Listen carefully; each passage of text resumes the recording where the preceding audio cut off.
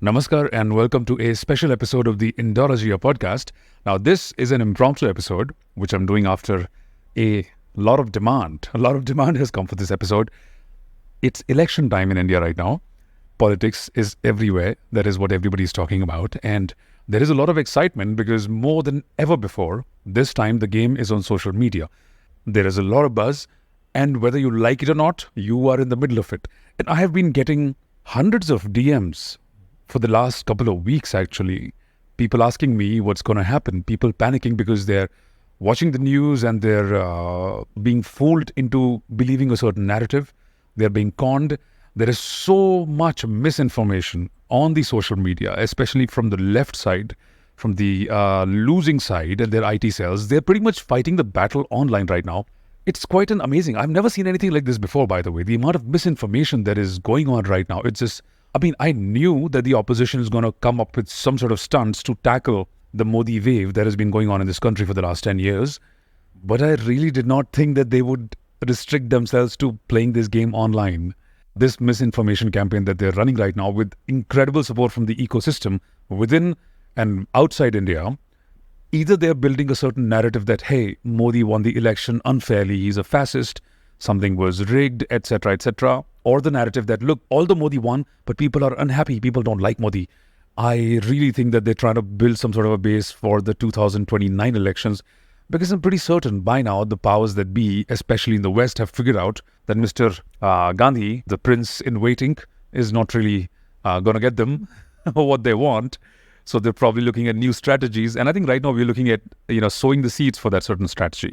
But anyhow, that doesn't matter. What is going to happen in these elections? I have absolutely zero doubts that BJP is going to win this election. And they're going to win it pretty nicely, pretty easily. I didn't want to use the word easily, but let's just go with it for now.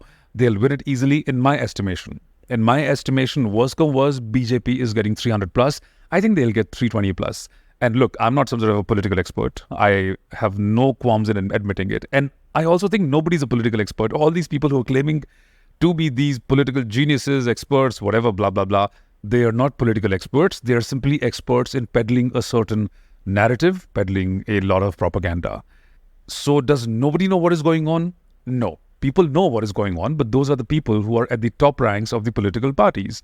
The Amit Shahs, the Jairam Rameshes. They know what is going on because they have people on the ground. BJP, for example, has, I think, the biggest network of political workers. So they have the political workers on the ground. They get regular hourly reports on what is going on the ground, because in India, the election is fought on the ground. You want to know what's going on? You need to go to the ground. Right now, Mr. Amit Shah knows exactly what is going to happen. These people are masters at winning elections. They are 10 steps ahead of everybody. So please don't think that the BJP is going to lose. They are a very, very, whatever you want to say about them, handling internal security, you might criticize them. You might criticize them for other things also. I have also criticized them for plenty of things. But when it comes to winning elections, they are a very, very well-oiled machine. They know how to win elections. And they are better at this than anybody we've had in this country for the last, since 1947, let's say. And as an example, I'll tell you the story that I heard from a person who's involved in these political activities. And he has said that in Tamil Nadu, the BJP have given the responsibility to the workers, to their workers, to get the families to vote. Now, they've assigned 25 families to every BJP worker who works on the ground. Their duty is to make sure that they're in touch with the family, that they address any issues that the family might have, and most importantly, to get the family to vote on election day. If they have to drive the family, if they have to help them in any which way to help them to vote, they do this. So can you imagine such a network on the ground trying to get all these votes of people, canvassing the people, helping them out with government schemes, giving them all the information that they need to make up their mind and hopefully to get them to vote for Prime Minister Modi? They have this network. Now, of course, Congress also has it. Other parties also have it. But nobody has a huge network like BJP and such an efficient network. This is one of the very big reasons why BJP wins. And of course, then there's a Modi factor. This is something that the reporters, especially the left-wing leaning and Modi haters, they absolutely refuse to admit. It is a very, very, very big variable. The people of India, a vast majority of people of India, like Prime Minister Modi. Many of you will remember there were so many international surveys. They survey and figure out the approval rating of top world leaders. And Prime Minister Modi has been number one for such a long time. He has more than 70% approval rating. India likes Prime Minister Modi. It is a very, very big factor. Many other places, they don't even care about, they don't even know about who's the local candidate. They just know that they're going to go and vote for Prime Minister Modi. Prime Minister Modi does a rally and he can shift the vote momentum in that area. Such is his power. Now, it's a positive and a negative because many times the local leader and the local workers rely on Prime Minister Modi to win them the election. But in either case, it's a net win for the BJP. That's a big, big winning factor for them. If the opposition was really as strong as they claim that they are, if they really were going to give such a big fight to Prime Minister Modi, would then Mr. Rahul Gandhi hesitate so much, think so much about whether he should fight from Amethi or not? Would Priyanka Vadra ponder so much, think so hard about fighting from Raebareli? Would Sonia Maino be completely absent from the action? The reality is these people have the data. They know that they're going to lose. Even if Rahul Gandhi goes to Amethi and fights the elections, he's going to lose worse than last time. And they know it. If they were really that confident about winning or at least giving a fight to BJP and Prime Minister Modi, they would not be pulling out 3-year-old reports about Covishield, which say that out of tens and tens of millions of people who got the Covishield, 18 people got some sort of a complicated disease, some sort of a rare disease. If they were really that confident of being a horse in the race, they would not be talking about ridiculous self-sabotaging things like wealth redistributions and attacking the Rajput community. They would not be doing this. There is truly no competition in this election.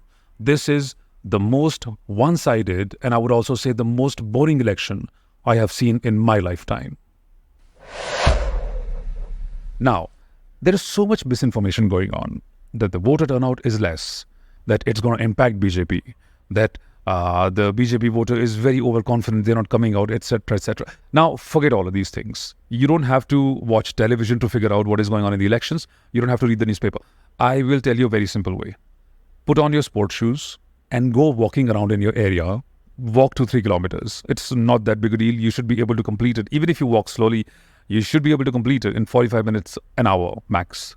Walk around your area. Notice how many hoardings you see. Election season, that's what you see, right? A lot of hoardings, a lot of posters, those little paper thingies that they hang on the string all over the place. That's what you see during the election season. Have you seen it during this election season? And especially those of you who have seen previous elections, who've taken part in previous elections. Do you see a lot of posters this time as compared to previous times? And your answer is probably going to be no. Because for some reason, political parties are not spending money. Now, a very easy reply that the opposition gives is, hey, because this time we are doing it on the internet. No, that's not true. The internet, it is a factor. I'm not denying that. But in India, the election is fought on the ground. Posters, hoardings, those little batches and labels and whatever. That's how it works. But this time you don't see it. Number one, the Modi wave that is going on in the country. The opposition simply doesn't want to waste money. You have heard Akhilesh Yadav, you've heard Rahul Gandhi, you've heard all these people say that their parties do not have money. So the parties are not giving the money to the candidates to run the election because they're pretty much, as I told you, they have all the data from the ground. They know that their candidates are going to lose in many, many places. They're not willing to spend the money. And the candidates, I mean, they can spend the money themselves, but when you want to lose the election, would you want to spend money out of your own pocket? So they're also not doing it. As a result, you barely see any posters or hoardings or whatever from the opposition, unless, of course, it is a certain kind of an area. It's an area where they think that they have a good chance of winning. They're just saving their money and barely doing any advertising. So once again, I encourage you, go walk around your area and I'm pretty certain you'll see a pattern.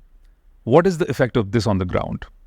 If you were a voter for a particular party, and your candidate refuses to spend, your party central management refuses to spend money, and there's barely any enthusiasm on the ground, how would you feel? Would it demoralize you? Or would it excite you? Would it encourage you to go out and vote? You have to understand, humans by nature are lazy, so they need an incentive. And people want to be associated with a winning side. People like to support teams that win. So how excited would a particular person who associates with the opposition be when he sees that there is no sponsorship, no rallies, No candidates coming knocking at his door asking for votes like previous times. And most importantly, by the way, especially in the rural areas, no money being distributed, no alcohol being given out, no chicken being given out. The easiest thermometer to measure the temperature is to see what kind of bribes are being given in a certain area.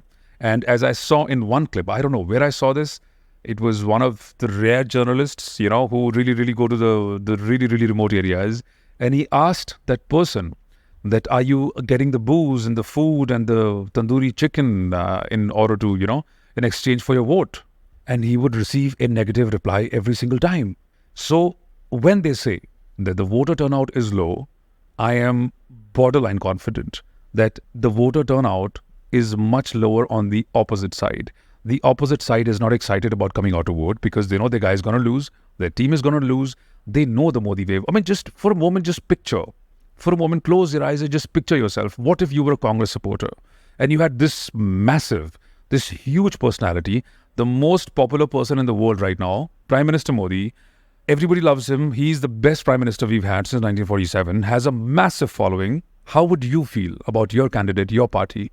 You'd be demoralized. It's like, if you're supporting Pakistan, playing cricket against any of the top teams, you're going to lose. You're going to break your TV. You're going to cry, right? That's what's happening here. Now, has the BJP voter turnout also gone low? Maybe it has. It probably has. It's very hot. People have things to do. People might be overconfident. But I'm pretty certain it won't be much lesser than the opposition. Because people like to win. People like to be a part of the winning team, as I said before. And when Prime Minister Modi wins, they want to be able to say that, hey, I was a part of the winning team. I voted for Modi. So in my estimation, the Modi wave is here. It's not going anywhere. You have a Prime Minister that has wonderfully managed the whole COVID crisis, the worst thing that we have seen since World War II probably. You have a Prime Minister who is a world leader right now. And Indians love it, that this guy, for once we have a leader who's respected and loved all over the world. You have a Prime Minister who has done wonders for the economy, for the infrastructure, for the trains, for the airports. Not to mention the fact, the Ram Mandir. In a year in which the Ram Mandir is inaugurated, India is not going to vote against the man who was responsible for a part of it. That's not going to happen. Prime Minister Modi is going to win, the BJP is going to win, but you have to ensure that you go out and vote, that you take your family with you, that you take your friends with you. I'm guaranteeing you, if you go out and vote, Prime Minister Modi will win. But then you might say that, hey, I don't believe you. Who the hell are you to say all these things? What information do you have? So I thought it would be a good idea to see how things were 5 years ago, in 2019, when the election was going on. Did we have any similar patterns? Did we have similar reporting? Did we have similar propaganda, misinformation, etc., etc.? So, ladies and gents, bhratas and bhaginis, let's take a jump into let's jump into our time machine and travel back 5 years, and I'll tell you what was going on in 2019. Before I go on to discuss the predictions, what people were saying about the end result of the elections and what actually ended up happening, let's get an idea of the political scenario in 2019. And I'm laughing, of course, because you can guess whose comment I'm going to mention next. Mr. Rahul Gandhi, who was the main face of the opposition and who many touted to be the next Prime Minister of India, he was asking a question: why do all thieves have Modi in their names?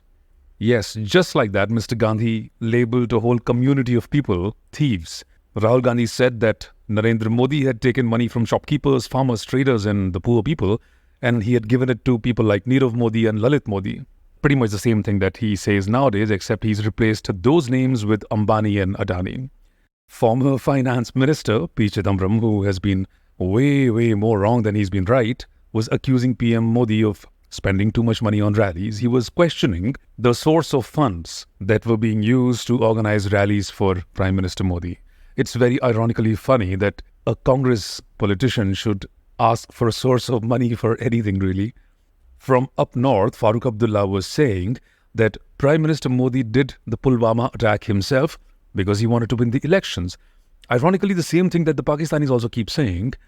He also said another thing that Pakistanis say. He said that when India had done the surgical strike in Balakot, they had only damaged some trees. Interesting, isn't it? Another opposition leader, Mr. Sachin Pilot, was saying that there is no future for the BJP in India. He said, People have realized that the future is not the BJP, and the results of the election will certify the sentiment that people have. Rahul Gandhi supported this emotion when he said, "The goal of everybody is to defeat the BJP and protect India's constitution and our institutions." Pretty much the same thing that he says nowadays. Constitution, Adani, Ambani, Modi is a thief.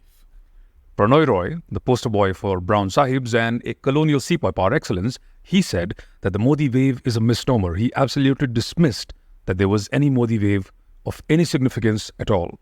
What did the media say? The BBC said that security hadn't improved under Modi when it comes to terror attacks, etc., so the people won't vote for him. Deccan Herald was very worried that Modi, the Prime Minister, was sounding more and more like Modi, the Chief Minister of 2002. All because Prime Minister Modi had accused the Congress of defaming crores of Indians by using the term Hindu terror. India Today said that Prime Minister Narendra Modi's assets rise 52% in 5 years. Now imagine if you're a left-leaning person or, even worse, a Congress supporter, you would read a headline that says, Prime Minister Modi's assets rise 52% in 5 years. You'll be raging. Your hands will be itching to go to Facebook, to go to Twitter and type it out. See, Modi has been stealing. Of course, much later in the article, they mention that his total assets are 2.51 crores. 2.51 crores. But they had to set the narrative by cherry-picking the facts, by presenting them in a form that will outrage a certain section of society. And that is exactly what they do even today. BBC said, and this is, every time I read this, I laugh. BBC ran a special report saying that Kanhaiya Kumar was a superstar in the making. The title was Indian Student Leader, a Symbol of Protest Against Prime Minister Modi. And why did BBC think that Kanhaiya Kumar was not just an amazing leader in the making, he was a future challenger to Prime Minister Modi? Because, and I quote from the article, because videos of his speeches, often critical of the BJP and right-wing politics, have garnered millions of views on YouTube and Facebook. That's why they thought that he was such a superstar in the making. And what was the result in the end when the election results were announced? Did Kanhaiya Kumar turn out to be a superstar? Not really. Forget defeating Prime Minister Modi. He lost to BJP's Giriraj Singh, who trounced him by 4,22,217 votes. So much for the superstar in the making. The Scroll ran a report saying that the people are unhappy with Prime Minister Modi.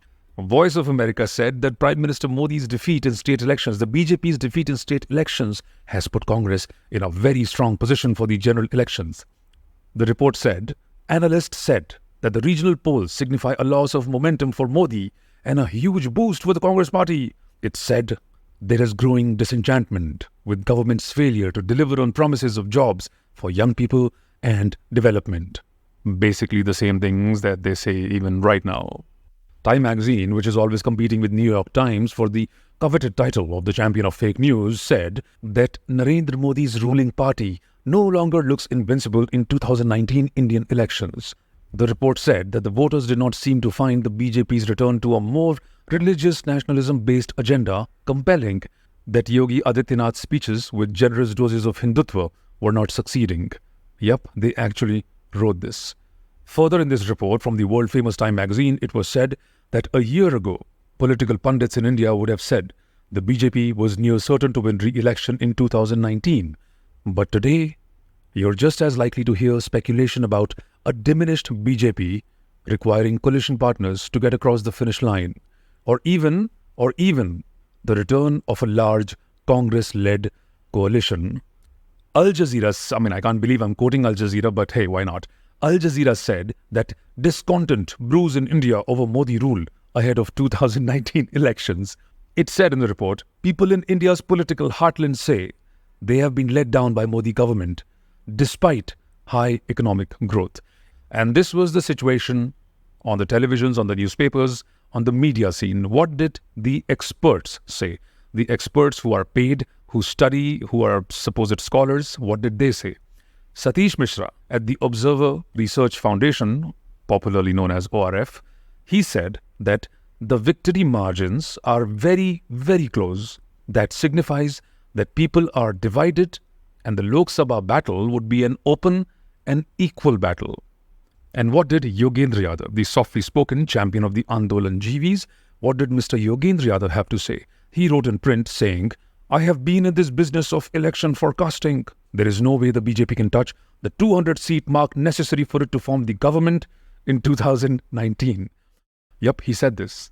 And as a homework, I'll leave it to you guys to find out what he's saying about this election right now. Now, during election season, one thing we see all over the place, one thing everybody has their eyes glued to are the opinion polls, the TV channel polls that everybody seems to love to watch, and they make a lot of money off also. What did the TV channels say? 6 months before the elections, a India TV CNX opinion poll had predicted that the BJP-led NDA at the centre will fall nearly 15 seats short of the magic mark of 272 in the elections. India Today predicted that NDA will get 277 seats. TV9 gave NDA 261 seats. Times Now gave NDA 283 seats. India TV said NDA will win 285 seats. Z24 said NDA will get 264 seats. NewsX went a step ahead and said NDA will get only 242 seats. NDTV, the home of colonial sepoys, NDTV said the BJP will get only 228 seats and the NDA will get 274. And ABP News C Voter Poll survey predicted that the NDA will win only 233 seats, while the UPA will secure 167 seats. India Today Karvi Insight survey said that NDA was likely to secure 237 seats and the UPA will get 166 seats. Financial Express ran a report saying that several opposition MPs predicted that at best, the BJP could hope to win no more than 220 seats in the 2019 elections, which means that Narendra Modi will not be Prime Minister again. And this is not where the madness ended. Quint published an article saying that there is no Modi wave in Gujarat and that Congress has gained ground in Gujarat. Surveys show that Congress could win 10 seats in Modi's home state of Gujarat. And what happened in the end? Congress won 0 seats. BJP won them all. NewsClick published a long and boring report which said that their data analytics team has projected a final tally of 166 seats for NDA and 200 seats for the UPA. They said that this will happen because the Modi government failed on multiple counts like joblessness, farmers' failing incomes, refusal to provide respectable wages to workers, inability to curb corruption, free play of cronyism, damage to constitutional institutions, an anti-Muslim stance, and encouragement of Hindu fanaticism. Yes, they really believe all this stuff. Business Standard said that in the 2019 elections, BJP may lose 70% seats in the Hindi heartland. You might think that you've misheard me, so I'll read this again for you. Business Standard said that in the 2019 elections, BJP may lose 70% seats in the Hindi heartland. Congress has gained. And what happened in the end? Chhattisgarh, BJP won. Jharkhand, BJP won. Madhya Pradesh, Uttar Pradesh, Bihar, BJP won. Congress gained, nothing. And finally, what about the top-of-the-line scholars who do this every single day, who study polling, who study surveys, whose job it is to predict things correctly or as close to the reality as they can? What did they say? After the first phase of polling, two of India's most prominent polling agencies, CSDS and C-Voter, appear to be scaling down their predictions for the BJP. They feel that they might have ended up overestimating the BJP. They said that NDA will either get a slender majority or stop just short of the halfway mark. A slender majority or just short of the halfway mark. In an article in the Asian Age, Sanjay Kumar, the director of Center for the Study of Developing Societies, said that within just a week, advantage BJP has changed into disadvantage BJP. He said that BJP could be in trouble in 6 out of 8 seats in the first phase in Uttar Pradesh and would end up with a tally of only 20-25 seats in the end. The Wire was a bit more generous and gave 27 seats to BJP in Uttar Pradesh, while ABP gave 25 seats to the BJP. And what was the result in the end? 62 seats, just for the BJP. And they are making the same kind of predictions after the first phase of polling even this time. That's what they do every single time. Even when the delusion was so strong that even when 9 out of 9 exit polls predicted an outright victory for the Bharatiya Janata Party, with close to 300 seats, The Wire published an article titled, "Why the Exit Polls Could Be Badly Wrong This Time." This is how strong the delusion was. And as we enter into the third phase of the elections, you will see the delusion slowly creeping up. By the time it is the end of the month, the meltdowns will become stronger, and 1st of June onwards, the slightly smarter ones will start realizing that BJP is winning the elections, their side is losing, and then the meltdown / the cover-up / the coping will begin. And that is, of course, when we'll have the most fun. 4th of June is going to be a lot of fun. We're going to have a lot of fun on that day. It is going to be meme central. Memes and memes and memes all over the place. The BJP knows that it is going to win. The Congress knows it's going to lose. Congress and the allies, they know they're going to lose. That is why they're not spending the money. They're not holding many rallies. They know that they cannot win this time. What the Congress and their cronies are doing right now is they're laying a groundwork for what will happen, what they will do after their defeat is confirmed. Which is why the real battle for the BJP will begin after their victory is announced. Because once the election results are announced, the Congress and gang will go on a pre-planned narrative of the elections were not fair, there was rigging, there was EVM manipulation. They will give examples like Surat and Indore, where the India Alliance candidate withdrew and then later on joined the BJP. Even if NDA wins with a huge majority, the India Alliance is already set to place itself as a victim, the victim of this bad man, the Modi, the fascist state, and they will portray themselves as victim, the saviors of democracy fighting against dictators. And of course, they will be supported in all of this by the Western media, who have already started writing all these kind of articles, if you have noticed it. So many articles are being written. In fact, I have been reading all these magazines and newspapers from the Western lands for the last couple of weeks. It is absolutely insane how many articles they publish about India every single day. And all this is happening to set the democracy in danger narrative to lay ground for the 2029 elections. The India Alliance is already portraying itself as the underdog victim fighting against the big bad wolf. And once the election results are announced, then we can expect them to amplify on this narrative. And it's going to be very interesting how BJP deals with it. And if anybody can, it's Prime Minister Modi and gang. Very, very interesting times, not just for India, but for the rest of the world as well, given the fact that the next time we vote in 2029, the world is going to be a very, very different place with different power centers and perhaps a world war going on, which makes me even more happy that we'll have somebody like Prime Minister Modi in control, and he will not drag us unnecessarily into any conflicts. Neither will he succumb to the West and become like what Nehru was. So, my dear friends, please do not have any worries. Do not fall for the narrative. Do not fall for the idiot YouTubers and the social media personalities. Indian election is not fought on the social media. The situation on ground is very, very, very different than on the internet. Now, I'm not saying that it has no impact. Sure, it has some impact, but it is not big enough to swing an election in the opposition's favor. As I've said many, many, many times on my stories as well, if you want Prime Minister Modi to win, go and vote. That is all you have to do. Remember, the Indian elections is a TV show that comes once every 5 years. So enjoy the drama, enjoy the shenanigans, because you are on the winning side. You have nothing to worry about. As I said on my stories, there are 8 overs to go. You have 9 wickets in hand and you have to make 22 runs. To win, all you have to do is swing the bat. So go, vote and enjoy the show. And with this, we come to the end of this special election time episode of the Indologia Podcast. I had some other episodes planned, centered around the topic of politics, with an intention of revealing some secrets, some hidden stories from back in the day. One of them was the conflict between the first Prime Minister, Nehru, and the first President, Dr. Rajendra Prasad. Another episode that I'm going to premiere in May is about the night that Lal Bahadur Shastri was killed. What happens in the corridors of power when a Prime Minister dies, from the eyes of a Lutyens insider. The third episode that I'm going to do this month is a review of the book, Hindus in a Hindu Rashtra, and I'll also read you excerpts from that book, including the foreword written by Jai Sai Deepak. If you like this episode, then please give me a 5-star rating on Spotify, Apple Podcast, or whichever platform you're listening to this podcast on. You should, if you don't already, you should follow me on the social medias. Twitter, Instagram, the name is the same, Indologia, Indologia. You can also subscribe to my YouTube channel and join my WhatsApp and Telegram channels. If you have any feedback, any suggestions, any requests, any questions whatsoever, please send me a message on Instagram. Until the next time I see you, Jai Hind, Vande Mataram.